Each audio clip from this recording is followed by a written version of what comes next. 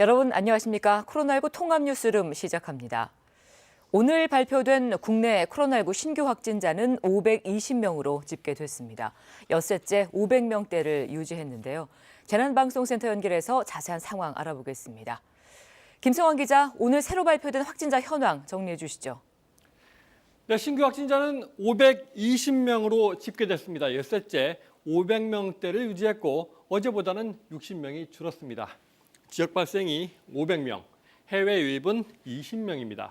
위중증 환자는 어제 대비 8명이 감소했는데요. 사망자는 13명이 늘어 누적 1,249명으로 집계됐습니다. 일별 확진자 현황을 보면 3차 유행이 지난달 하순에 1,200명대로 정점을 찍은 뒤 이제는 500명 선으로 절반 정도 줄었습니다. 대규모 집단 감염 발생이 많이 줄었기 때문입니다. 그러나 방역당국은 개인 간 모임 접촉 비율이 여전히 높은 상태여서 앞으로 크게 감소하진 않고 완만한 감소세가 이어질 것으로 전망했습니다. 지역별로 확진자 현황을 자세히 보겠습니다. 경기도가 173명, 서울이 142명입니다. 최근 증가세가 이어지고 있는 경남권을 보겠습니다. 부산이 32명, 경남 18명, 울산이 15명입니다. 어제보다 발생이 다소 줄었지만 주말 휴가가 들어갈 수 있어 안심할 수는 없는 상황입니다. 최근 2주간 감염 경로를 보면 여전히 조사 중인 즉 감염 경로를 정확하게 파악하기 어려운 사례가 23.7%에 달합니다. 수도권에서는 익명 검사를 통해 손쉽게 확인을 할 수 있는 만큼 적극적으로 협조해서 감염 고리를 차단하는 것이 중요한 상황입니다. 네, 일단 3차 유행도 정점은 지난 것으로 보이는데 그래도 아직은 안심할 수는 없겠죠? 네, 이제 사흘 뒤면 국내에서 첫 확진자가 발생한 지 만 1년이 됩니다. 그동안 크게 이렇게 3차례 유행 시기가 있었죠.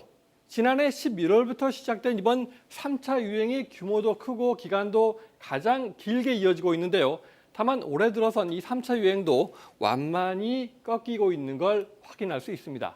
방역당국은 거리두기 효과가 나타난 것으로 분석했는데요. 실제 전파력을 나타내는 지표죠. 감염 재생산 지수가 11월 한때 1.5를 넘어섰지만 이후 점차 줄어들어 최근엔 0.88까지 낮아졌습니다. 이 수치가 낮아지면서 선으로 표시된 확진자 발생 수도 줄어든 것으로 나타났는데요.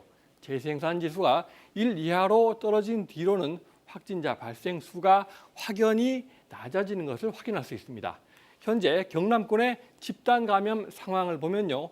부산에선 금정구의 의료기관과 교회 관련 확진자가 꾸준히 늘고 있고요.